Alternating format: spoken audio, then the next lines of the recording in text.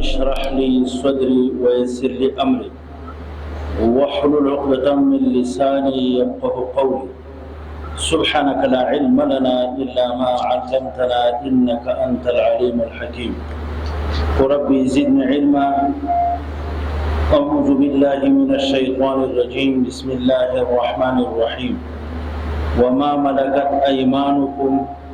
إن الله لا يحب من كان مختالا فخورا مسلمانان ورونو الله تعالی دې موږ تاسو ته په مجلس کې خپل رضا او دیدار نصیب کړي. الله تبارک وتعالى د عبادت خبره وکړه چې تاسو زما عبادت کوئ شرک مکوئ مور پلار سره احسان کوئ د اقارب سره هم تعلق ساتئ یتیمانو باندې رحم کوئ مسکینانو باندې صدقات کوي او د اقارب او د ګاونډیانو سره صله رحمي کوي او په سفر کې څوک د سره ملګري وي او پرون الله رب العالمین د مسافر او د میلمه خبره وکړه وصلا وما ملکت ایمانکم تاسو احسان کوئ د هغه منځو غلامانو سره چې مالکان سوي دي خلاسونه ستاسو مخکې دور کې غلامان منځوي هغوی سره هم تاسو احسان کوئ چونکې د غلامان او منځي په موجوده دور کې نشته ده د دې برخې او د دې توجیه نه تېرېږم وما ملکت ایمانکم کې مفسرینو بل مراد کړی ده نو الله داسې ویلي دي وما ملکت ایمانکم تاسو احسان کوئ د هغه حیواناتو سره ملکت ایمانکم چې مالکان سوي دي ښي لاسونه ستاسو یعنی د حیواناتو سره هم تاسو احسان کوئ غلامانو نه لاړم تاسو الله مونږ ته ویلي چې تاسو سره په کورونو کې کوم حیوانات دي دې سره به هم احسان کوئ د حیواناتو سره احسان کول دا خو مختلفې برخې لري او ډېر تفصیل ده پکې خو سبا صرف اجمالي څو خبرې وکړو اوله خبره دا ده چې حیواناتو سره که چا دنیا کې ظلم وکړ د دې دعوا مقدمه ورته وایي دعوا ورته وایي عریضه چې چلیږي د قیامت په ورځ باندې رب العالمین چلی خدای پاک بخپله د حیواناتو محاجات کوي د انسان سره هغه انسان سره چې حیواناتو سره ظلم کړي زما په خبره پوهېږي عریضه به او دفاع به د عریضې نه څوک کوي د دې مقدمې رب العالمین به کوي دا ته عجما وایي دا ګوندار حیوانات دي دوی سره رحم پکار دی که یو سړی د ګونګیانو سره ظلم کوي الله تبارک وتعالی نیکوکاره ښځه بدکاره ښځه د ظلم د وجې بدکاره ښځه و د رحم د وجې نه الله جنت ته داخله کړی چې سپي سره رحم وکړي او یوې ښځې هغه پیشو سره ظلم وکړه الله جهنم ته داخله کړی دی ان امرأة لک غالب راځي دخلت النار فيه الرتل راځي د الفاظ نه دي راته یاد پورا ښځه د دې وجې نه الله جهنم ته داخله کړی وه چې پیشو نه خوراک ته پرېښودله نه خوراک ورته وتړلې وه ظلم یې وکړ نو الله جهنم ته داخله کړی د سپي یو زناکاره ښځه په سپي باندې رحم وکړه تږی کوینه ورته اوبه راوکړلې په خپله بوټ کې الله تبارک وتعالی په دې رحم وکړه الله جنت ته نو الله وایي تاسو به احسان کوئ د ما ملکت ایمانکم سره که داسې حیوانات وي چې هغه بار وړونکي وي لکه موږ تاسو بار وړونکي حیوانات هم پېژنو فوق طاقت بار نشي پې وړلی چې یو من وړي او ته 2 منه پې بارې که دې پې بار کړ ظلم ده د دې ظالم نه به پوښتنه د قیامت په ورځ الله کوي چې دغه حیوان د یو من قابل قدرت لرو د تا ولې 2 منه پې بار کړي دویم ظلم یې په دې برخه کې ده هغه خوراک ضرورت لري 2 کیلو ته تا ورکوله 1 کیلو دا ظلم ده ولې د پوره خوراک نه ورکاو یو اوښ ده یو حیوان ده بارونکی حیوان ده 2 کیلومتره مزل نه باز ستړی کېږي ولې دې په موقع باندې نه پرېښوده موږ ته پیغمبر داسې ویلي دي وایي تاسو چې کله حیواناتو باندې سپرلي کوئ تاسو چې دوی باندې سپریږئ صالح به وي د سپرېدو که بیا یې پرېږدئ خوراک ته هم صالح به وي د خوراک داسې الفاظ راغلي څنګه چې سپریږي دی به صالح او قدرت لري د سپرېدو بیا چې دومره مه ستړی کوه چې کله ته هغه ځای ته ورسېږي کوم دمې ځای ته او هغه د دومره ستړی کړی چې هغه غریب د خوراک د دې قابل هم نه دومره طاقت پکې نه چې خپل خوراک وکړي نه داسې وخت کې په سپارېږي چې د صالحیت د سپارېدلو لري داسې وخت کې ته تر ناکوزېږه سپرلی نه چې بیا د خوراک قابل هم دومره خو مه ستړی کوه بل دا ده چې حیوان کوم قسم زیاتی وکړو تا سره شیطاني وکړله ورانی وکړو په مخ به یې نه وهې ښه په حیوانات په مخ نشي وهلی ځکه ټول حواس د حیواناتو لکه د انسان نشي وهلی مخ باندې د حیوانات نشي وهلی ټول حواس یې په همدې ځای کې دي دا خو الله تعالی جوړ کړی دی دې کې تا کار څه ده وهل جایز دي لیکن وهل په مخ باندې جایز نه دي عام طور سره خلق په حیواناتو کې داغ لګوي په مخ باندې داغ نشي لګولای زما په لیټه ټول پوهیږي حیواناتو کې دا کوم حیوانات خلق څو سره تعلق لري هغه به دې باندې پوهیږي بعض علامات په حیواناتو کې دوی ثابتي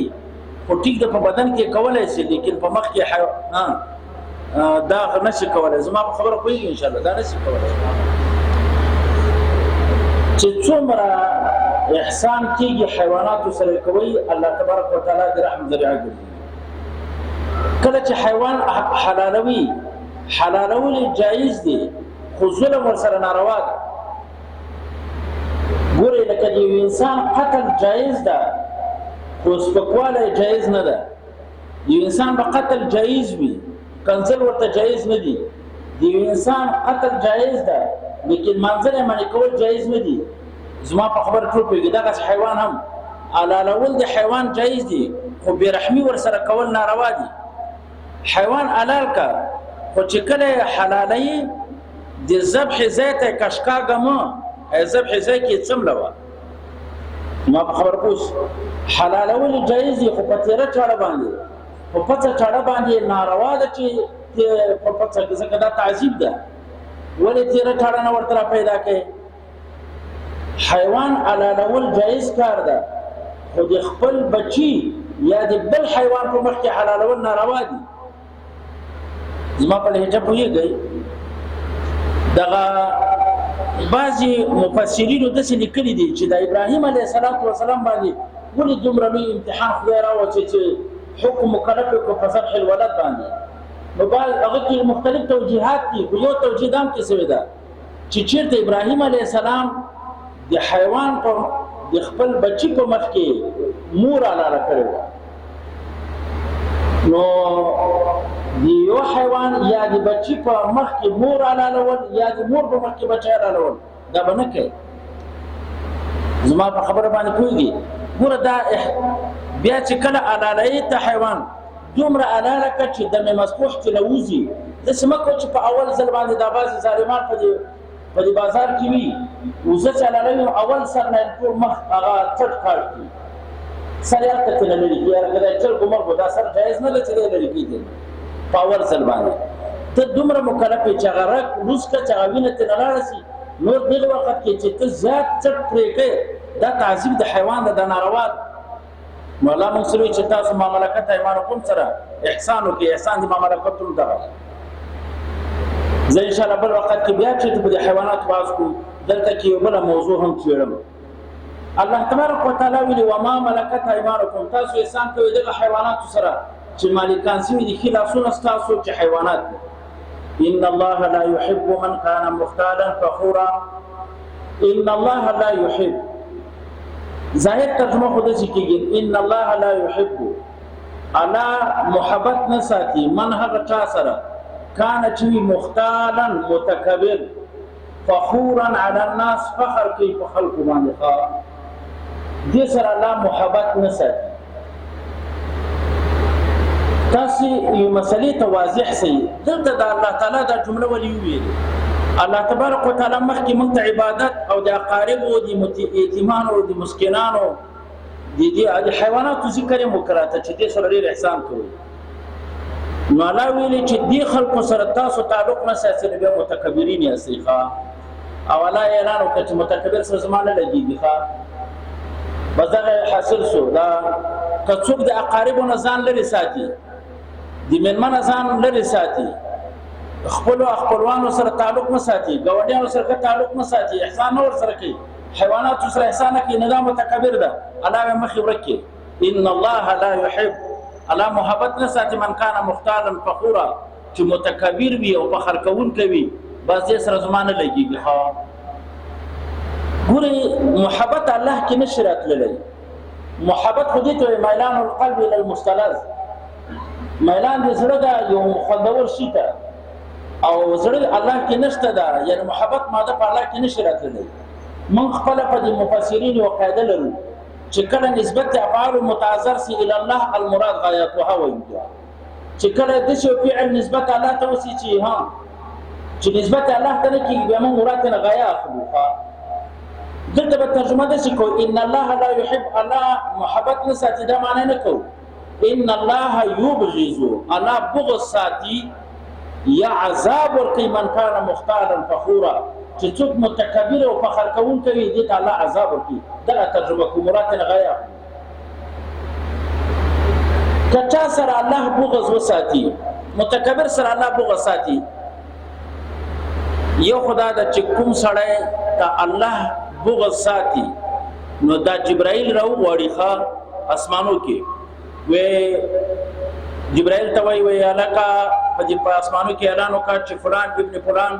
دې سره د الله بغض او آسماني فرشتو تاسو بغض ورسره ساتي. ښا دا آسماني فرشتو کې اعلان وسی، هغه ټول ورسره بغض عناد شروع کی. تاسو د قران یو بل آیت سيجعل لهم الرحمن ود کې وګورئ تفسیر البته د حدیث نه بیا دا فرشتي راسي د انسانانو زړونو کې دنیا کې مواجه چې فلان ابن فلان سره د الله هم بغض دا، د آسماني فرشتو هم تاسو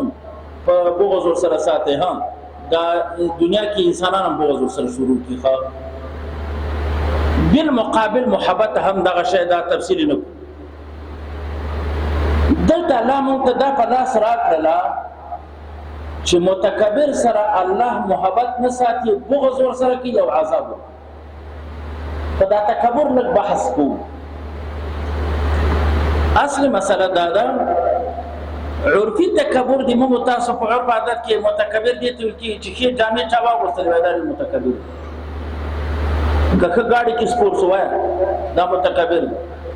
کریاست ورکړ سو رئیس ته دا هم متکبر سو، کمالدار سو دا هم متکبر ده. نه دا تکبر نه. ان الله جمیل يحب الجمال، الله خوندور ذات ته خوندور شي خوږي. ښا دا تکبر نه ده. خلی باس غوستل دا یو امر مستحسن کار ده، خې جامې خې کپڑے دا غوستل دا یو بهترین کردار ده. خ موټر استعمالول دا د مال شکر ده. کبر لغت کې لوی ته وایي، په اصطلاح کې بطر الحق یا بطر الحق وغمت الناس، حق باطلول، حق نه انکار کول، خلق حقیر ګڼل، دغه کبر. روزما په دې جپوسي حق نه انکار کول غږیږي، حق نه انکار کول هم او خلق حقیر ګڼل، دغه کبر جن ده. که یو ادنا مدیر د باغوان ده خو د باندې اته غنټه مسؤلیت شته د حکومت طرف نه، د دولت طرف نه، چې دا وظیفه وته کوي او دې نه کوي، تاسو خپل سوچ وکړئ چې دا سړی متکبر ده او کړه متکبر. زه فیصله نه کوم باندې وای ولکه ما د کبر ترجمه خو دروغ تو ویل نه سي، دومره لوی مخون سړی ته ناستي دا خو دروغ ویل نه سي، ورته علما دي. ما د کبر ترجمه ده څه وکړه، بطر الحق وغمت الناس، خلق سپک غنل، دا سپک غنل ته دویمه برخه ته بیا ورسم، خو حق نه انکار کول دا متکبر. چې سړی باندې مسؤلیت وی او نه ادا کوي دا متکبر نه ده. کپڑے دې د خراب وي، تنخواه دې 15,000 خدا متکبر ده. چې یو سړی حق نه انکار کوي، حق نه مني، نو دا به متکبر ده. ډاکټر دا حق ور باندې دی پوهنتون دا د ډاکټرۍ چې دای بجما محصل ترازی او د کور کې ناس شخصي دواګانې کوي، کارونه کوي او دلته محصل ته ناراضي وخلکو دا متکبر ده کنه، د متکبر وای کنه تاسو اوس هم ډارېږئ چې یاره څوک به راباندې اعتراض وکړي خدای سره به څه کوو بطر الحق وغمت الناس حق نه انکار کول دا کبر ده او غمت الناس خلق سپک ګڼل دا کبر ده یو مدیر صاحب چې نیټ ته ناسته په کمره کې خپل نیټ کوي فیسبوک ګوري زه خو په دا نور بلاو در پوهېږم هم نه او یو محصل یو کارمند په بهر کې ورته ولاړ ده او دی کار نه کوي دا متکبر نه ده او متکبر متعلق قرآن څه ویل قرآن خو سره منو کنه الله دا ثابته کړله وایي ما نه ورسره لګېږي عذاب انشاءالله سبا ته ذکر کوم الله څه ویلې وایي دغه مدیر سره مې نه لګېږي ما ورسره بغض ده آسماني فرشتو وایي چې ما ورسره بغض ده رئیس په زړه کې مالا واچي ورسره بغض ساته دا خدای وهلی ده کپړو ته مه ګوره کارمند ده خو انکار کوي د حق نه چې تل کې ناخواسي مدیر او امیر بیا قرار ناستي کار نه کوي د خلکو زړونو کې الله واچي د فرشتو زړونو کې وایي دې سره زما بغض ده دا حق پیمانونکی سړی ده دا قابل دی دې چې دې سره بغض وشي طریقه عذاب خو به درته وروسته ذکر کوم انشاءالله او کېدای شي په قبر باندې سبا بحث وکړو یو رئیس ته ریاست کوي او په موقع باندې کار نه کوي او خپل مصروفیتونه معتبر بری او د بیت المال او د حکومت مصروفیتونه ته مصروفیت نه وي ما د په خدای قسمي دا رئیس متکبر ده دا پرېږده چې دی قبر کې غمت الناس خلک حقیر وګڼي دا متکبر ده دغه رئیس سره د رب العالمین نه لګېږي که د وزیر ورسره لګېږي خو د الله نه ورسره لګېږي زه دا وزیر ته ډېر محبوب او الله ته مبغوث خلاص به کی وزیر نه رئیس خلاصوي سي د الله نه وزیر که تکړه وي ځان د خپل خلاص کی د الله نه رئیس دې نه خلاصي خو چې الله نه د خپل ځان خلاص په خدای قسم نه دا تکبر او مسولینو اول ځان ته وای بیا تاسو ته وای ما دې په خدای قسمي چې په دغه مسؤلیت کې دې غلطي وکړه او خیانت وکړل په والله اول زه بیا تاسو ټول متکبرین او بیا الله دې بغض راسره ساتي په خدای قسم نه متکبرین او ګوره یو خبره وکړم خدای پاک ما ته ډېرې خبرې راځي کبر ډېر بدترین شی ده څومره اخلاق حسنه موږ چې لرو که نه نیک اخلاق په رأس کې دوه مور و پلار لري څومره انسانانو کې چې عادتونه دي که عادتونه د دې دوه مور و پلار لري یو پلار تواضع ده عادي سخاوت د ټولو عاداتو حسنو مور و پلار څوک دی وایه تواضع غږېږي که نه خوند نه درکوي درکې شته نه چې درکې وایي که نه یېغ نیغ دا خبره کوله وایه د ټولو عاداتو حسنو مور و پلار څوک یو تواضع سخاوت او په ایمان مونږ شته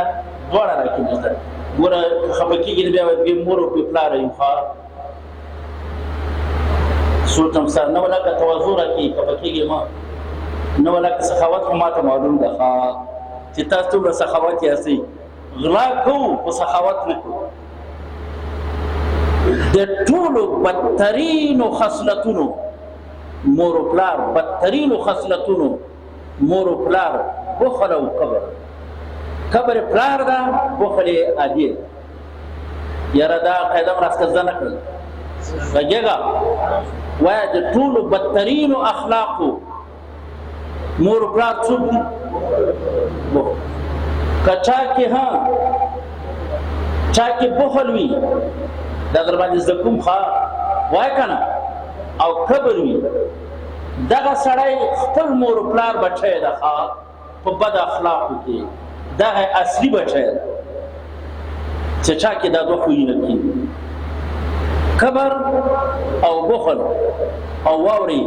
تاسو علامه ابن القیم رحمه الله وګورئ هغه وایي کفر ارکان لري ارکان د کفر څلور ارکان د کفر اصول د کفر دیوالونه د کفر څلور دي. سړی چې کفر ته رسیږي د څلورو وجو نه رسیږي. یو د کبر، یو حسد، بل غضب غصه او بل شهوت. دا فیسبوک څه ده چې موږ آی ټي والا ورته کولاو کړی ده چې په هر دیوال کې خلک ورته ناسي او دغه غضب او د شهوتونو معتبر دي. او خبرېږم مدیرانو نه، هلته کې نرسانو ډاکټرانو نه چې څلېرویشت ګنټې په دغه شهواتو باندې لګیا دي. ما دې په خدای قسم زړه مې درباندې بدېږي، دا یو رکن د ارکانو د کفر هم دغه ده. او آی ټي والا نه مې درخواست ده چې په د خپلو هغو باندې محدودیت ولګوي. موږ محصلینو غریبانو ته بېګا ماته یو تصویر د شپې چا راولېږه د پوهنځیو نه او د ما د دفتر نه ګیر چارپېره ټول لکه طواف کېږي. او موږ توغه ده که نه کعبه ده. د محصلین غریبان ورته ناست ډېر په تکلف باندې پی ایچ ډي به تعلیم کې حاصلوي. رښتیا مو سبق وایي. نو دا ارکان د کفر دي. څو ارکان د کفر دي غږېږه وایه؟ کبر، حسد، غضب، شهوت. ځینې دا شهوت په ځای فیسبوک کې ده چې د آی ټي والا ورته متوجه شي. او دا مې اوس هم درخواست ده که محصلین سبق وایي وخت ورته معین کړی شي، په محدود وخت کې ورته دغه نیټ خلاص کړي، په مابقي وخت کې نور ته خلاصېږي. او هغه کې د محدودیت ولګي ما نه دا کارونه یېرېږي. په دې موږ هم داسې دي د معاونان صاحبان چې خبره یاده کړي بیا غم نه کوي، ما راضي کړي بیا غم نه کوي ډېر. او دې ته مخکې موږ ویلو چې دا باندې محدودیت ولګېږي چې چا ضرورت یې هغو ته دې ورکړی شي، او چې چا ضرورت نه وي زما دا امر ده چې بیا دې نه ورکول کېږي. مدیرانو نه خبرېږم چې دی په فیسبوک لګیا وي، د محصل او کارمند ورته ولاړي، دروازې ورته ټکي، ورته بې غوسه هم کوي. ولاکه دا خو کبر د مولایانو او کبرجن سره د رب العالمین نه لګېږي. دغه ته کبر ولا کوي چې ښې جامې واغوندې په کوم موټر کې سپور شي. دا کبر ده چې په وخت د مدیریت کې ته مدیریت نه کوي، دا کبرجن سړی ده. که عاجز وي ولې نه، دا کبرجن ملازم ده، کبرجن محصل ده چې په وخت د حصول کې د فیسبوکونه ګوري. دا کبرجن سړی ده. نو خبره مې دې کې دا کوله چې کبر دې ته ویل کېږي باطل الحق، حق نه انکار، مسؤلیت ته نه راتلل، خپل مسؤلیت ته نه متوجه کېدل، او د مسؤلیت غم نه کول، او د مسؤلیت په وخت کې خپل کارونه کول. کور کې ناسته، خپله دواخانه کې ناسته، زما محصل په پوهنځي کې ورته حاضر، زما بیمار په ډاکټر په د هسپتال کې حاضر، د خپل کارونه کوي. ما دې په خدای قسمي چې دې سره د رب العالمین بغض ده او عذاب ان شاء الله سبا ذکر کوم. واخر دعوانا ان الحمد لله رب العالمین. یا الله په دې ناس مجلس باندې هزار بار رحمتونه عافیتونه نازل کړي. الله دې مجلس ټول مقاصد شریعت مسر پوره وګرځي. الله موږ ټول کې تواضع راوړي. یا الله موږ ټول عادات حسنه نصیب کړي. الله حکم قول فعل استار زر خدای موږ ټول ته توفیق مزید نصیب کړي. یا الله حکم قول فعل استار زر خدای موږ ټول ته توفیق مزید نصیب کړي. الله ټول حرکات سکنات اقوانا په خدای استار زر پوره وګرځي. یا الله مشکلات حل کول ولا ذاته خدای د آخرت او د دنیا مشکلات دې ټول حل وګرځي. وصلی الله تعالی علیه